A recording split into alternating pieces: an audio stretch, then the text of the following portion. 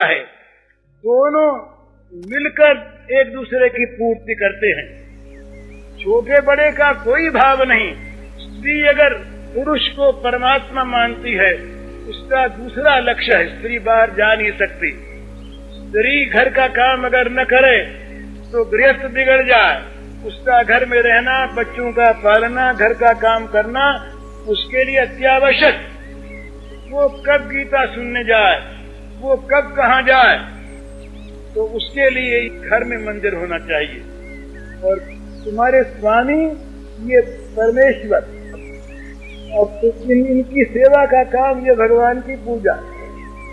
इस प्रकार से भगवान की पूजा घर में रहकर करो तो भगवान भगवान पति भगवान करते करते पति तो रह जाए, वो तो ईश्वर चीज, और भगवान के आकार की बुद्धि बन जाएगी, भगवत प्राप्ति हो जाएगी। ये भगवत प्राप्ति का साधन है। पुरुषों का नाम पट्टा नहीं लिखा गया कि वो परमेश्वर है और वो गुलाम है, ये कभी नहीं। स्त्री को गुलाम मानने वाला पाप करता है। आत्मा में भेद नहीं, और अगर वो उसमें भगवान है तो वो हमारे लिए भगवान की भांति पूज्य है। काम अलग अलग, फंक्शन अलग अलग। ये कार्य के भेद आत्मा में भेद नहीं करते, कार्य के भेद ईश्वरता में भेद नहीं करते। उस राजा ने एक पाप किया अपने जीवन में, अपनी निर्दोष पत्नी का एक बार अपमान किया। इसके लिए पाप का दंड विधान हुआ।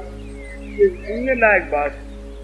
दंड विधान ये हुआ, इस राजा के जीवात्मा को ले जाया जाए नरक के मार्ग से, और कुछ नहीं।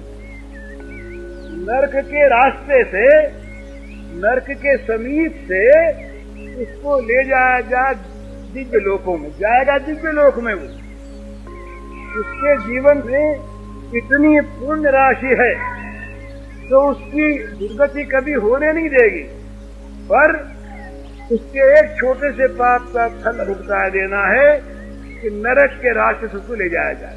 तो यही हुआ। विधान के अनुसार देवदूत, यमदूत नहीं, देवदूत बड़े आराम से उसके जीव को ले जाने लगे।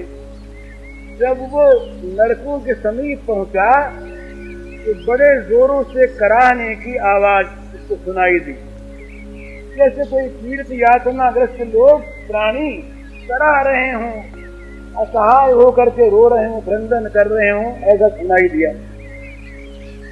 तो राजा ने पूछा कि भाई ये क्या है? कहा ये नरक लोक है, यहाँ पर पाप करने वाले प्राणी सब आते हैं और यातना शरीर उन्हें मिलता है, इसके द्वारा नारकीय यंत्रणा भोगते हैं, वो सब करा रहे हैं। उपाय नहीं, आगे बढ़े तो कराहना बंद हो। आवाज रोने की आनी बंद हो गई। फिर कुछ आगे बढ़े और फिर कराहने की आवाज आई। उसके साथ ये आवाज भी आई कि राजन आगे मत बढ़ो। देवजी से कहा ठहर जाओ। ठहर गए। कहा इसका क्या मतलब है? आवाज पहले आई, फिर बंद हुई, या फिर आने लगी, और ठहरने का निवेदन। क्या बात? तो देवदूतों ने दूसरी चीज बताई कि आपका इतना पुण्य जीवन है, इतना आपका पवित्र जीवन है, इतने पवित्र परमाणु उसके अंदर भरे हुए अनंत, कि आपके इस शरीर से, सूक्ष्म शरीर से स्पर्श करके जो वायु नरकों में गया, उस वायु का स्पर्श पाते ही नरक की आग बुझ गई। नरकों के हथियार सारे के सारे बेकाम हो गए। सब के सब नरक के प्राणी आश्वस्त हो गए, उनका कराहना बंद हो गया। और जब आप आगे बढ़े तो जब ये वायु का स्पर्श होना बंद हो गया, फिर नरक की पीड़ा आरंभ हो गई। अब वो सब करा रहे हैं। उसने कहा हम नहीं रहेंगे, हम नहीं जाते, हम नहीं जाते, और हमारे लिए विधान हो जाए कि नरकों में हमको भेज दिया जाए, हम वहीं रहेंगे। देवदूतों ने समझाया, और चूंकि बड़े ये पुण्यात्मा जीव थे, जबरदस्ती कर नहीं सके, जैसी पाचन साथ वृष्टि करते हैं यमदूत, वो कर नहीं सके। समझाया, राजा माने नहीं, बोले हमको तो यही रहना, अगर हमारे रहने से इन सारे दुखी जीवों का दुख कम होता और मिटता हो तो हम नरक भोगेंगे और ये सुखी हो जाए। अब माने नहीं राजा, तो देवताओं ने अपनी देव पद्धति के अनुसार समाचार भेजा। विचार का कार्य होगा कुछ होगा। समाचार जा पहुंचा वहां पर, तो इंद्रदेव और धर्मराज दोनों का शरीर वहां पर। राजा से प्रार्थना की, महाराज ऐसा आपको यहाँ नहीं रहना है, आपके कर्म इतने पवित्र हैं, इतने पुण्यमय हैं कि आपके लिए तो दिव्य लोक सुरक्षित है। ये तो एक आपके द्वारा गलती हुई थी, इसके इस मार्ग में हम ये लोग आपको ले आए, और अच्छा हुआ आप जाने से कुछ देर के लिए तो यहाँ के प्राणियों को शांति मिली न, बड़ा अच्छा हुआ। अब आप चलिए। इनका मैंने ये रहूँगा। महाराज आपको चलना होगा, ये तो आपके पुण्य का प्रताप है सारा। इनका प्रताप बोले हाँ चल मंगवाए। आज मिलिया संकल्प किया, मेरे आज तक के सारे पुण्य इन नरक के प्राणियों को अर्पण है। मेरे आज तक के सारे पुण्य इन नरक के प्राणियों को अर्पण सदा के लिए। अब महाराज नरकों के कारखाने बंद हो गए, नरकों का काम रुक गया और तमाम वो विमान सब आ गए, सारे नारकी प्राणियों का तरण हो गया। राजा खड़े, धर्मराज ने कहा महाराज आगे बढ़िए।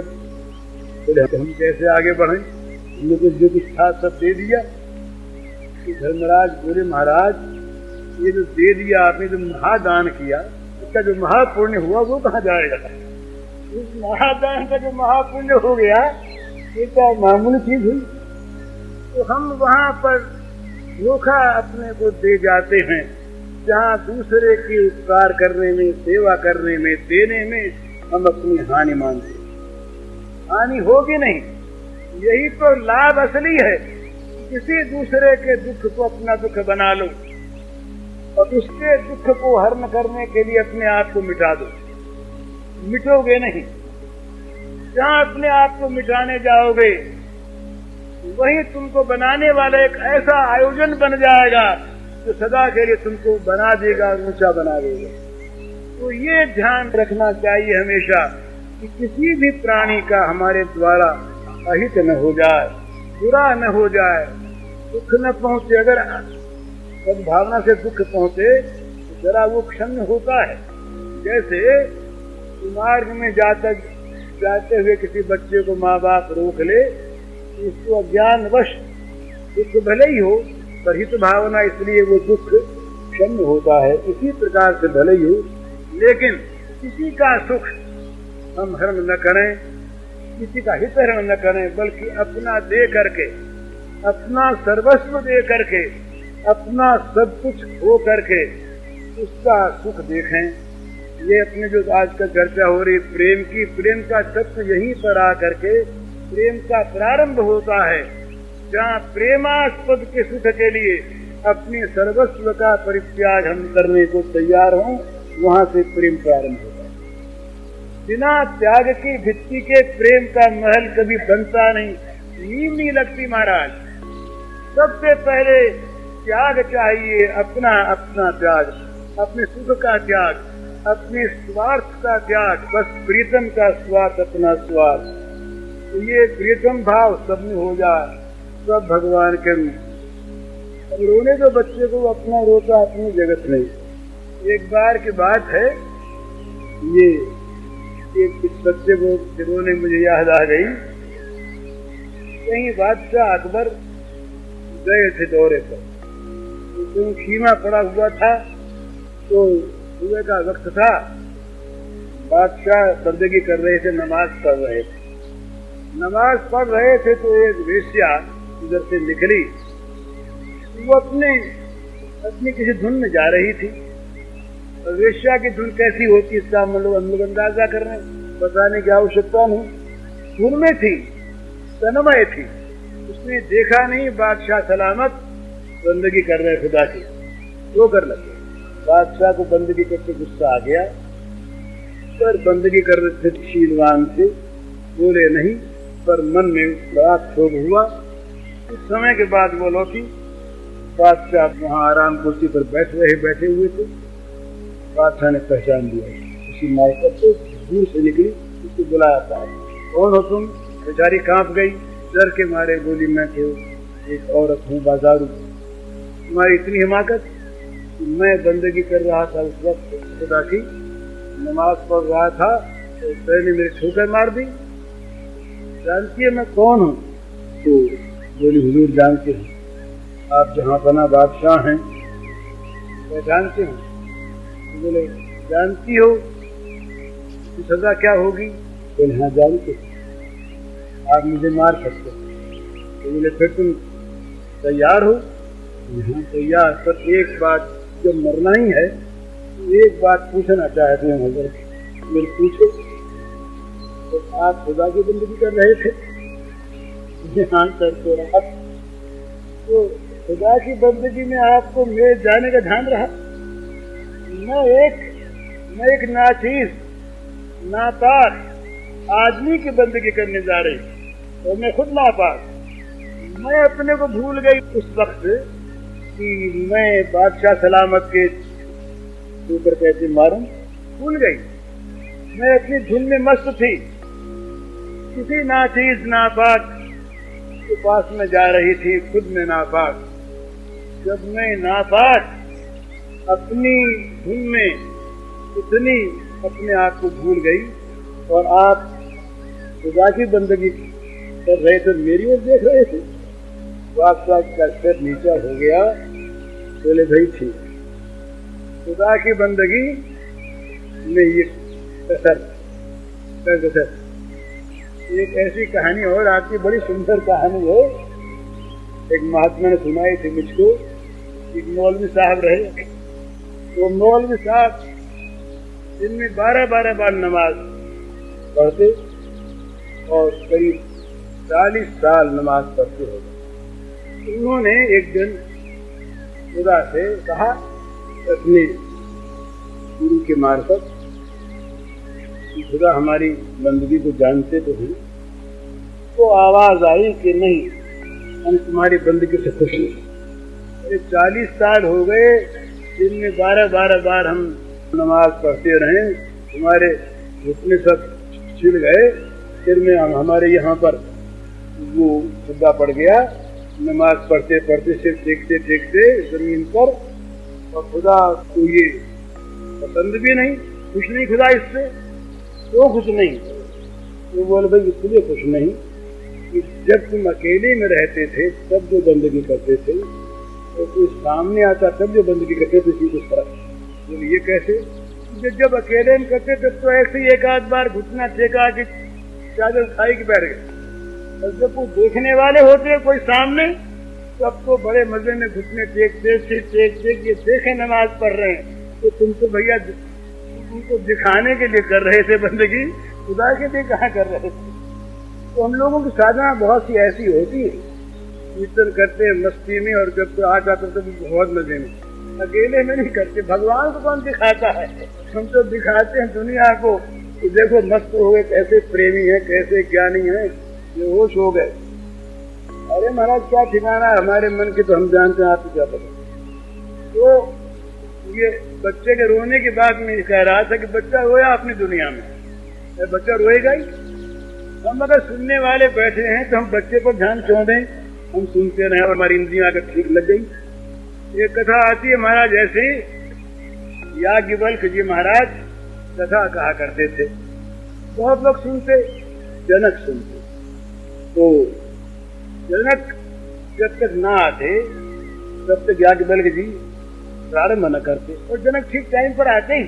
कभी अगर देर हो जाती किसी कारण से, इतनी देर तक याज्ञवल्क्य ठहर जाते। तो हम जैसे बहुत लोग बोले, भाई ये तो पूरा ब्राह्मण जो है ऋषि, ये राजा का पक्षपात करता, राजा के बिना ये तो कभी नहीं कहता, राजा के लिए कहता है, खुशामद करता पैसे वाले की, और हम लोग सब साधु महात्मा बैठे हैं, हम लोगों को देखता ही नहीं। याज्ञवल्क्य योगी भी रहे, तो जान गए इस बात को कि लोगों का किस भ्रम को दूर करना। वचन हो रही, कथा हो रही, बोले जगत है ही नहीं। वेदांत का बड़ा सुंदर निरूपण हो रहा, बड़ी ऊंची से ऊंची बात, जगत नहीं।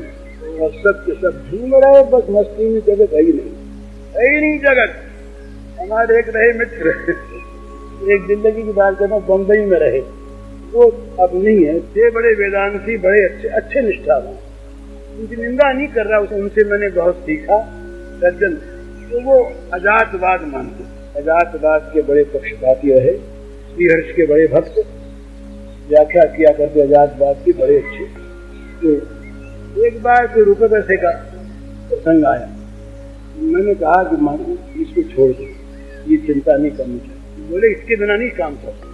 उनका जो अजातवाद है तो रुपये कौन सी बात है, मजाक में उनसे बड़ा प्रेम था। वो बोले मैं रुपये को छोड़ दो, वो सब मजाकबाज है। रुपये वाले उन्होंने भी विनोद से ही कहा, पर मालूम ऐसा हुआ, उन्होंने फिर मुझे बतलाया कि सचमुच मेरे मन में रुपये से इतनी आसक्ति है, जब रुपये की कोई चर्चा आती है उस समय मैं सिद्धांत को भूल गया। तो याज्ञवल्क्य जी महाराज कथा कहते, बड़ी सुंदर बात।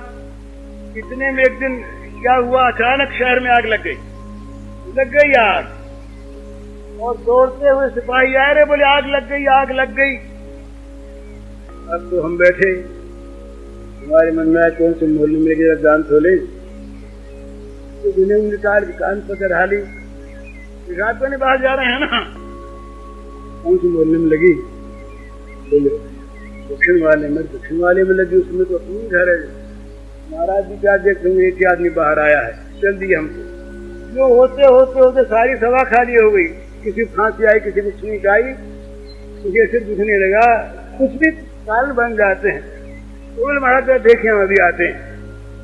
सभा खाली हो गई, दो एक सज्जन बचे, और बचे महाराज जनक। ये अपना कथा कह रहे, वो सुन रहे।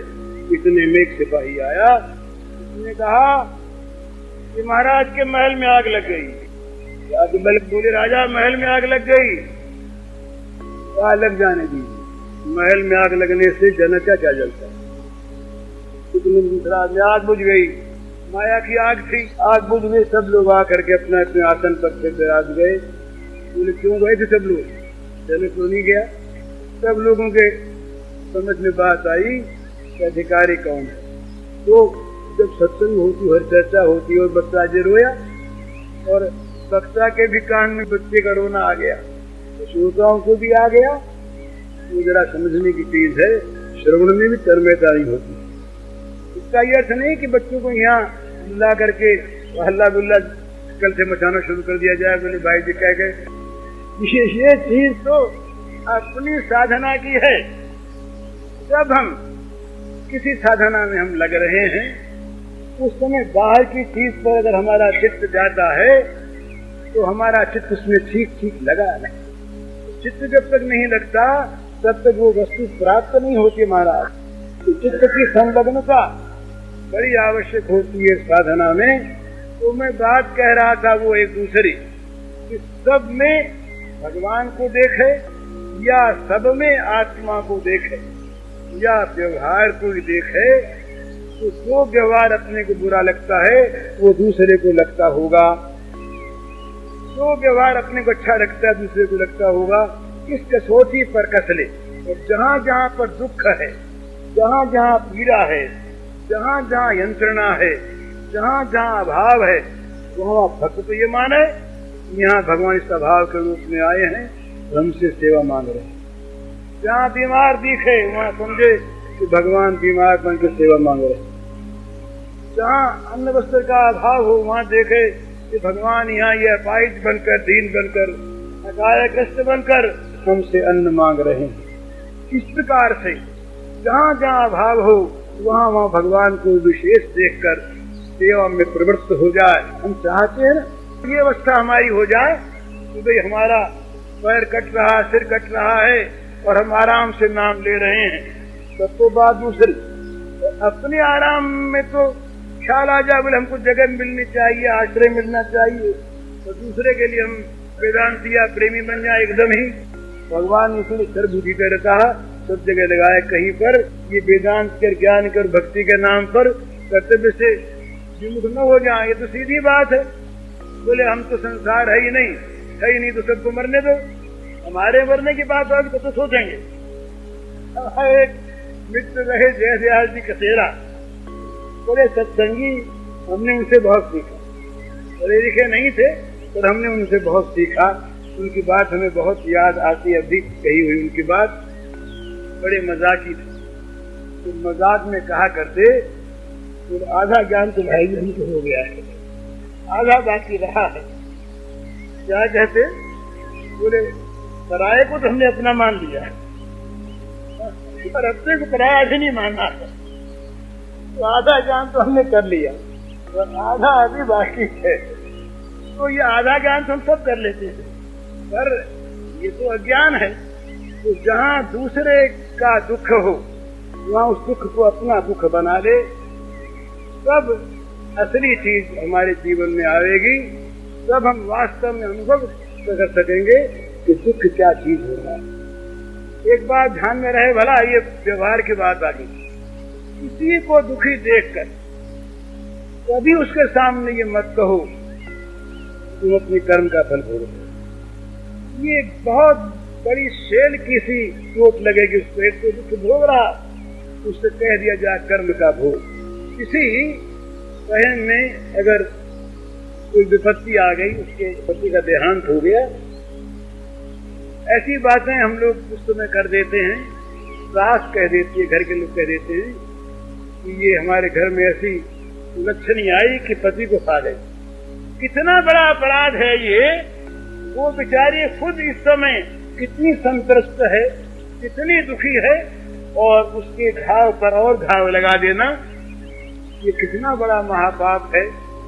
देखने की चीज पर हम देखते कहाँ, हम अपने सुख के सामने उसके दुख को भूल जाते हैं। एक माई ने आज पूछा है, इसमें है एक प्रश्न, विधवा का धर्म क्या है। विधवा का धर्म बतलाने के पहले हमें तुमको आज तक नहीं, फिर कभी न सही, विधवा के साथ हमारा कर्तव्य क्या है ये पहले देखना है। उसका धर्म बताने के पहले हमारा कर्तव्य, हम विधवा हो ये माने कि हम जो आज बैठे या बोल रहे हैं, हम स्त्री बने और हम विधवा हों और हमारे साथ बुरा बर्ताव हो, उस समय हम क्या सोचें, ये देखकर ये सोचकर फिर विधवा का कर्तव्य बताना है। विधवा आदमी हम कह देते हैं आज बड़ी हिमाकत के साथ सर्वस्व का त्याग कर दो, और तुम कर रहे हो कितना तैयार हो, अपने आप जरा सा त्याग करने को भी हम तैयार नहीं, और उसके द्वारा वो अनोखा त्याग हम आशा करें, हम ये चाहें कि वो आज सुखदेव नहीं बन जाए, संभव कैसे?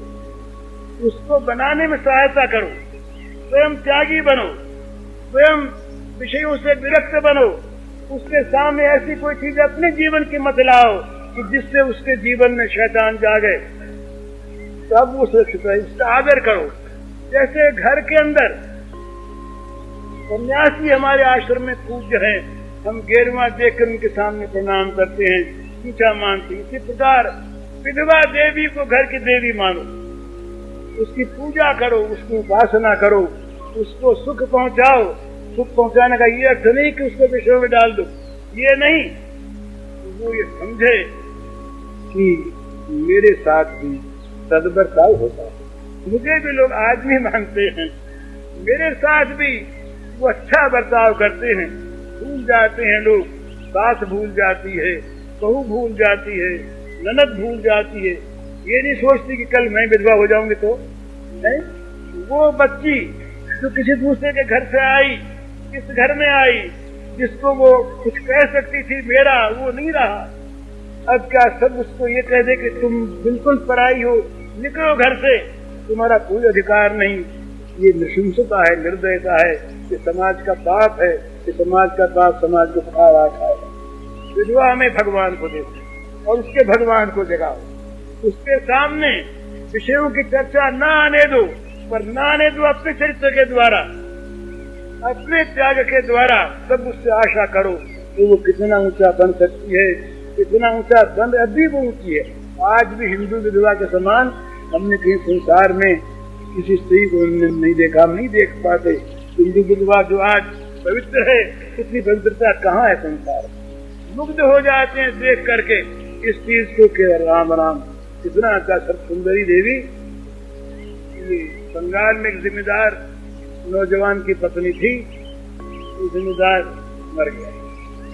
ये अंग्रेज जमाने के बाद कलेक्टर अंग्रेज रहे, कलेक्टर की स्त्री उनके घर आई, वो सिलाट से नई आई हुई थी। वो जानते हैं हिंदू आचार को, उसने देखा छठ सुंदरी को और देख करके बड़े अच्छे भाव से, सद्भाव से, सहानुभूति से उस गौरांगी देवी ने कह दिया कि बेटी तुम्हारी छोटी उम्र है, विवाह कर लो। बड़े हित की भावना से कहा, इतनी ठेस पहुंची इसके हृदय को, विवाह कर लो। ये बात सुन ली मैंने अपने कान से और मर नहीं गई। उसने हमसे शुरू कर दिया, अन्न जल का परित्याग कर दिया। ये सच्ची घटना है, ऐतिहासिक बना बनाव की काल्पनिक की बात है। अनशन उनसे उसने शुरू कर दिया। अनशन के पश्चात बात फैली, कलेक्टर तक बात गई। कलेक्टर ने अपनी स्त्री से पूछा क्या बात, उसने बताया कि मैं गई थी और मैं ये बात कहा, ये जाओ क्षमा मांगो। उसको तुमने बड़ी ठेस पहुंचा, उसके हृदय पर आघात किया है। वो देवी आई, आकर के चरणों में गिर गई, पूरी बहन बेटी तू मुझे माफ कर, कितनी ऊंची है ये मैं जानती हूँ, तेरे स्वरूप को मैंने पहचाना नहीं तो आज भी हिंदू देवी जितनी ऊंची है उतना ऊंचा जगत के इतिहास में कहीं कोई ऐसा प्रसंग नहीं मिलता जो मरने के बाद भी साथ जाना चाहती है, परलोक में साथ रहना चाहती। उसका ये अर्थ नहीं कि जो पतियों के पति परमात्मा उसको भूल जाए। पति में परमात्मा देखने का भाव क्या है? परमात्मा को प्राप्त करना ही जीवन का उद्देश्य है, पुरुष हो व स्त्री हो। स्त्री को परमात्मा के प्राप्ति का अधिकार नहीं, ये नहीं मानना चाहिए, ये बिल्कुल गलत बात। स्त्री पे अधिकार नहीं, पुरुष अधिकारी। उनके मेथड, उनके रास्ते जो हैं ये अलग अलग हैं। वहाँ न स्त्री है न पुरुष है, वहाँ तो स्त्री पुरुष दोनों से अतिरिक्त वो तो अलिंग है, उनके लिए कोई बात नहीं। तो उन भगवान की सेवा करने के लिए तो सबको तैयार रहे। कोई पति के द्वारा सेवा करे, कोई परम तो पति की सीधी सेवा करे। मीरा ने की, मीरा ने विवाह करके भी विवाह नहीं किया, विवाह होगा उनका रणछोड़ जी से। और फिर वो जब तक स्वामी जीवित रहे उनकी सेवा की, उसके बाद उन्होंने रणछोड़ जी को पति मान लिया। पर उसके पति मानने का ये थोड़ी अर्थ है कि उसका शरीर कहीं भटके हुआ। तो परम पति जो सबके पति हैं, जो सबके स्वामी हैं, जो पतियों के पति हैं, जो पतियों के स्वामियों के आत्मा हैं, उन परमात्मा जगदाधार जगतपति विश्वात्मा विश्वपति सर्वलोक महेश्वर को उन्होंने अपना पति माना और कहा ऐसे बर को क्या करूं जो जन्मे और मर जाए, बर बरिए सांवरो जो चुड़ेलो अमर हो जाए। कितनी पवित्र बात है, कितनी पवित्र बात है। इस तरह से दूसरे के दुख में जब तक हम दुखी नहीं होते, जब तक दूसरे के दुख को अपना सुख बनाते हैं, तब तक हम महाराज मनुष्य कहलाने योग्य नहीं। साधक कहाँ से होंगे, देवता कहाँ से होंगे, गुण कहाँ से आवेगा।